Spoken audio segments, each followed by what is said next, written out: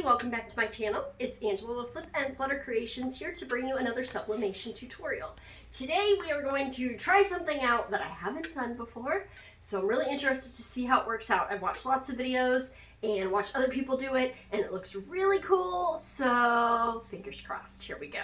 So what we are going to do today is we are going to take this plain old white 100% polyester Gildan Performance t-shirt. I think this is my right one. That's yep, 100% polyester.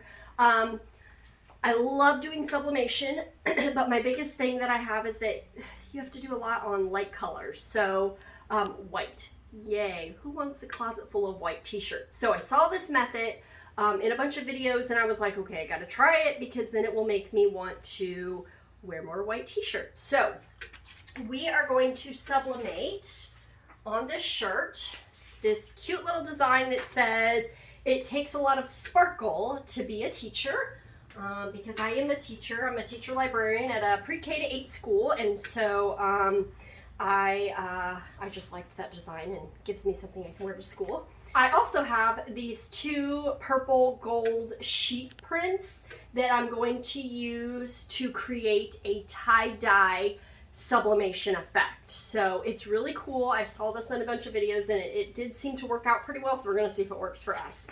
So basically what we are going to do is, and luckily I've got my swing away press, it's already hot, so I don't want to have it over where it gets my fingers burnt. But I have it set at 385 for 60 seconds. A lot of people do 400 for 60 seconds. I found that 385 seems to work for my press best, so that's what we're going to go with, and we're going to see how it works. So we are going to start by figuring out where our design is going to go on this t-shirt once we are ready to actually put the design on. Now, we are not actually going to put the design on first. We are just going to kind of eyeball so that we can save some space so that these sparkles don't get where we actually want the design to go. And I'm just going to kind of eyeball it. It doesn't have to be perfect. I've gotten pretty good at eyeballing these. I kind of take my hand and just go, okay, that's about right, a little bit over this way. Just kind of line it up. Now, when I'm actually putting the design on, if you've seen in my previous videos, I fold the design in half and then fold it down with a third, with 3 inches down, to get like a T line here. But because of the way this design kind of works out, I'm probably not going to be able to get that shape there to have a line because we're going to be sublimating on the rest of the shirt.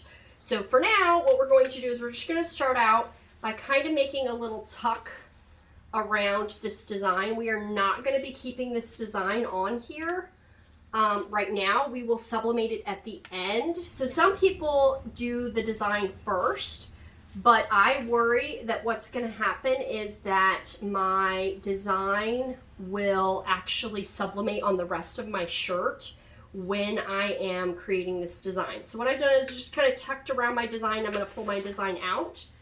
And I kind of know exactly where my design is going to go here. So what I'm going to do is I'm just going to kind of try to protect this area by pulling this top part of my shirt all around to keep this protected, because I don't want the pretty sparkles on this shirt, this part of the shirt right here.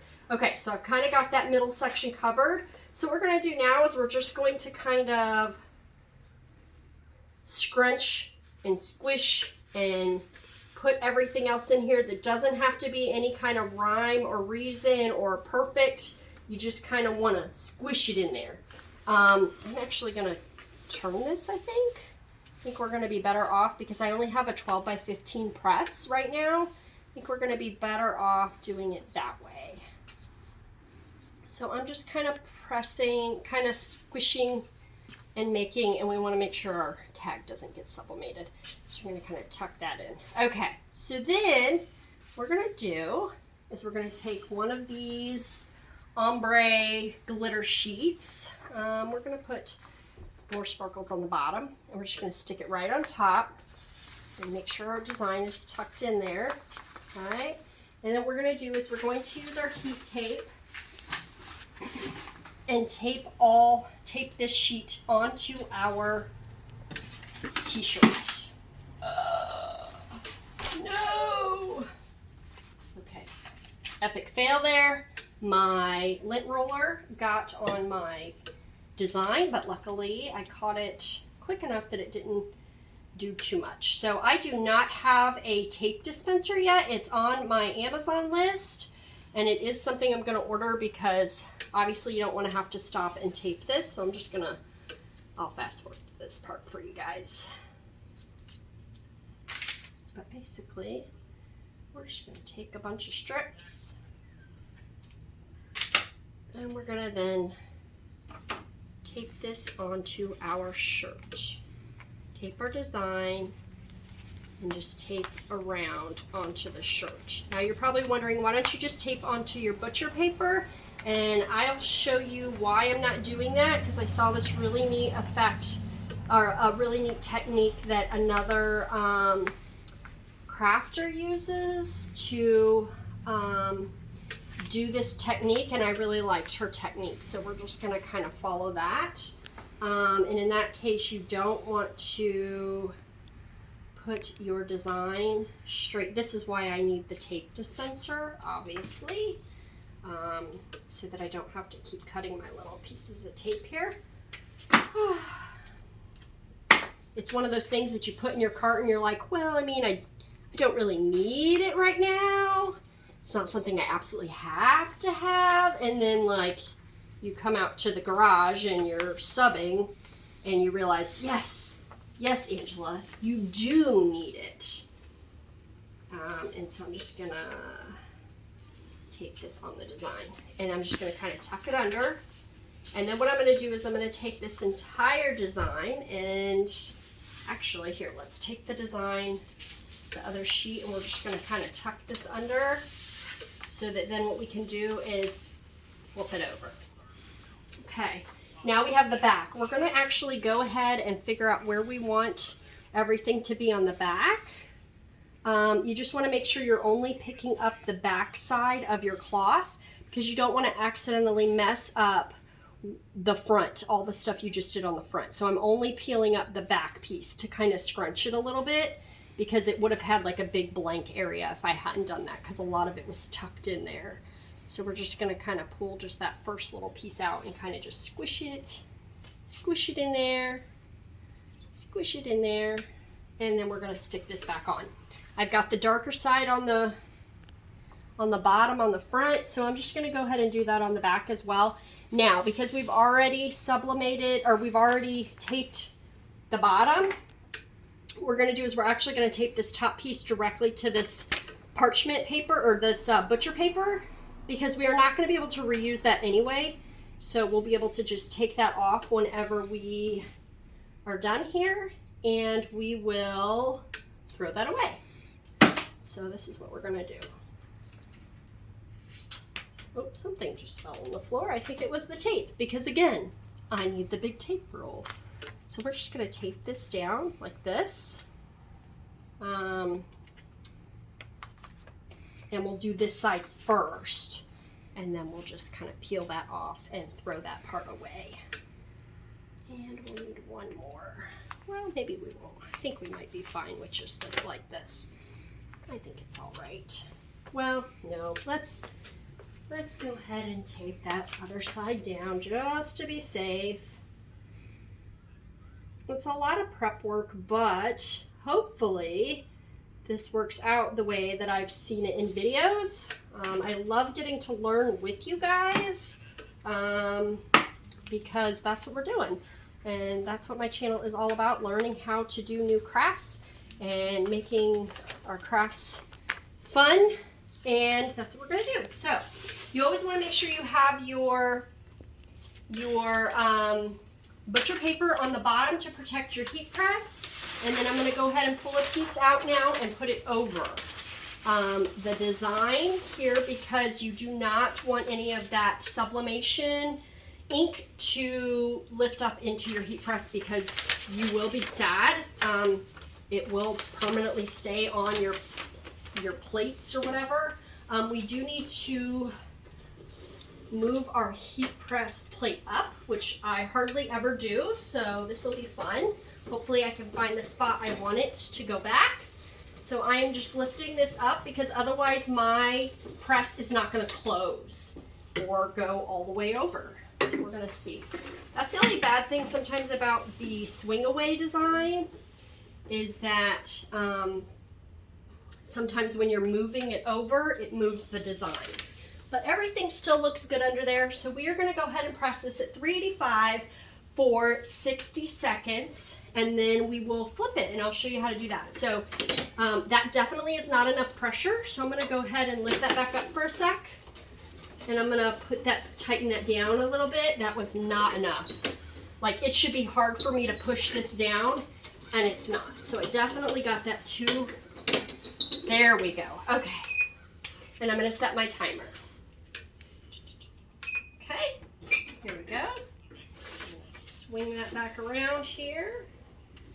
Okay, so we're going to take this, and this is why you do not reuse the butcher paper. You can see blocks in here, which is funny. It's kind of weird looking, but you can actually see some of that design in there.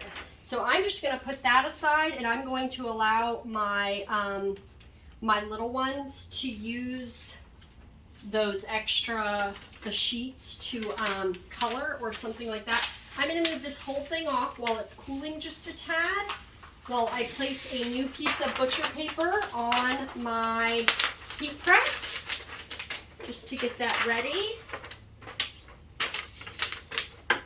And then what we're going to do is we are actually going to peel this up. I'm just going to peel that tape up. You got to be careful because it can be really hot. So just make sure that you're watching your fingers. When I do mugs and stuff like that, I do, oops, I have the tape stuck to the tape. Woo, whoop, I moved it. Try not to move it. That's what's left. I have some parts that weren't sublimated. Try not to move it when you pull that paper off, like I just moved mine, so I'm not really sure how that's going to affect when I do the next level. We are not going to get to see what this looks like just yet, because what we are going to do is we're actually going to flip this right onto here, flip it over, and we are going to do the other side while it's all still scrunched up. Again, we are not keeping this. You can see some of the purple on there. So we're going to throw that away, and we're going to put a fresh piece on top. And we're going to do the same thing. We are going to press for 60 seconds at 385. So we're going to go ahead and press that down. Okay, so 60 seconds later, I'm going to fold that around. And again, we're not going to use this anymore. I can see the purple dye through there. You would not want that to show up on one of your other projects. So now we are going to slowly peel off our tape here, our design. The tape actually blocked the ink from going on that one section, so that's something to know for next time. I need to be careful how I tape that. We're just going to peel it up like this because that did leave a spot there, but it's on the sleeve, so I kind of think it's okay. And let's see what this turned out. Whew. It is hot, just so you know, and I don't have my heat gloves on, which I should, but I don't. Look at how cool. Okay, very cool. It's very wrinkly, obviously. We are going to put our design right there in that hole. So yay! So we're gonna see how this works out. I love it, but it keeps you from having to wear, all the sparkle. So exciting. Throw away the sheet. We don't want any of that purple coming up on our design when we put our sparkle design on. So I have another sheet I'm going to put down. Right now I'm just using a roll that I got at Walmart. I do have a friend that has a Sam's Club membership, and she is going to get me one of the big rolls from Sam's Club, which is like $20 for a very, very big roll. So I'm not exactly sure how much, I think it's, I want to say 500 feet. It's bigger than anything I've seen on Amazon. Amazon, the biggest roll is like 100 feet or something like that, and it's like $20 as well. So I'm gonna try to go with that roll from Sam's Club. So I'm just cutting one of my sheets of butcher paper down a little bit to make it fit inside of my shirt. You want to make sure that you always put a piece inside the shirt, because you do not want the inks to sublimate to the back of your shirt by accident. That can happen. Whereas when you do vinyl, you don't really have to put anything in between. You do need to do it when you are sublimating. And basically anywhere the heat's gonna touch, you're gonna wanna make sure that you have that paper there. So like I made sure the paper is right, it's covering this entire section here. So, and sorry, by the way, I know I'm kind of sweating and all that. I live in Florida and my heat press is in the garage. So it's hot as all get out here in Florida. It basically stays about 100 degrees, it feels like all the time. But unfortunately with the heat press, you know, it does have to be on the special plugs that are GFCI or whatever to make sure, you know, you don't blow your breakers all the time. So unfortunately that does mean that it's really not anywhere you can keep it in the house. So now I'm going to eyeball. I'm going to kind of use the, since I can't really do my T line like I normally do, I'm going to just kind of eyeball using the outline of the neckline to kind of help me just eyeball my design.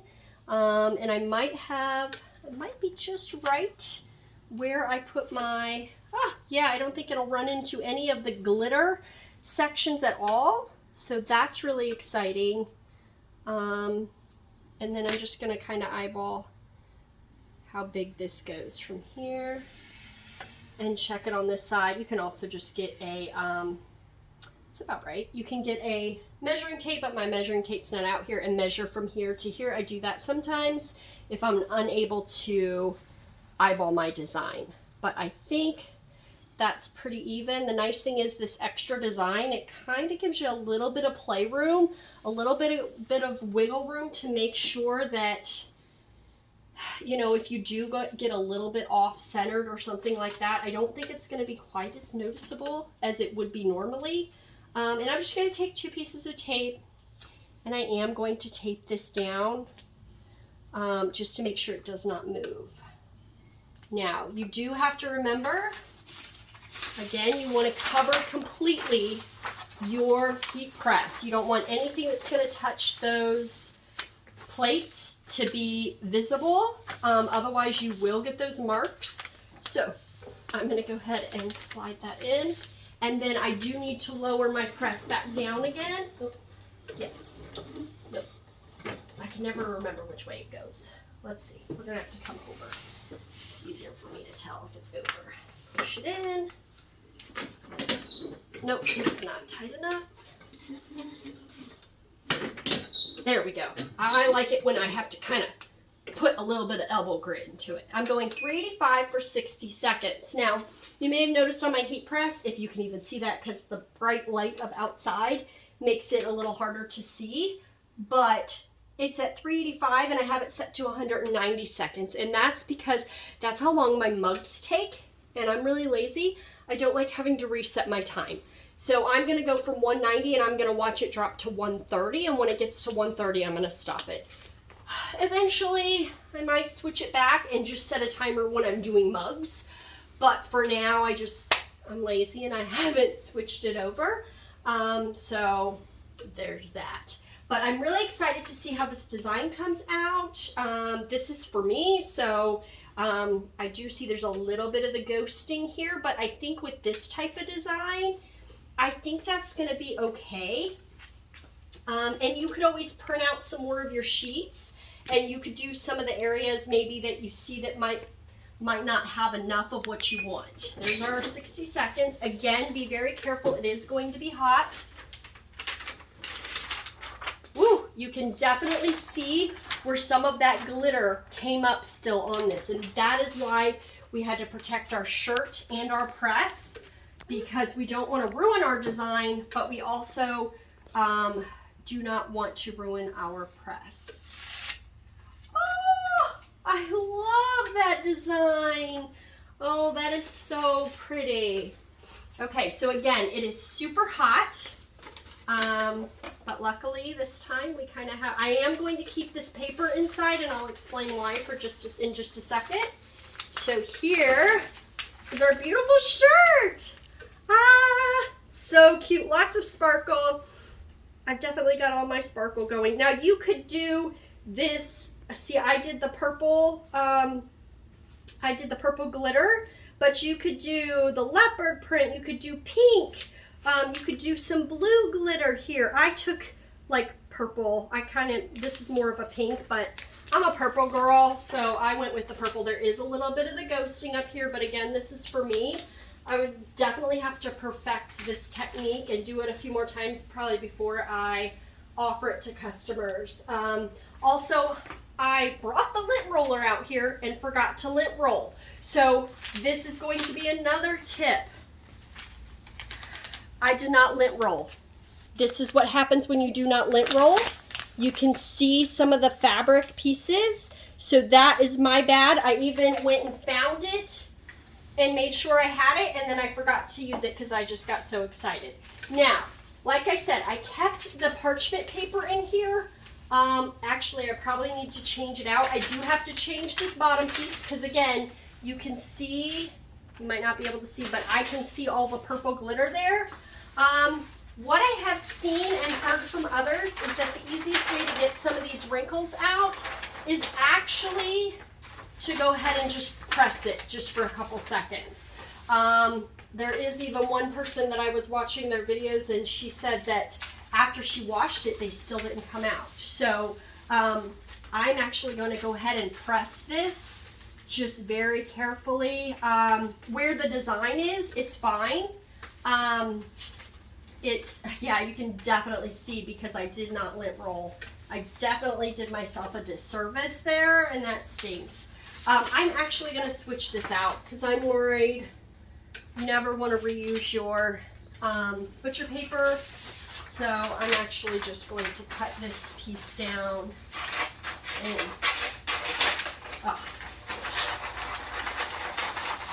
why I have the baby scissors out here, I do not know. I'm just going to cut this piece out. I really just want to do this bottom half. It's pretty wrinkly, and try to get the sides.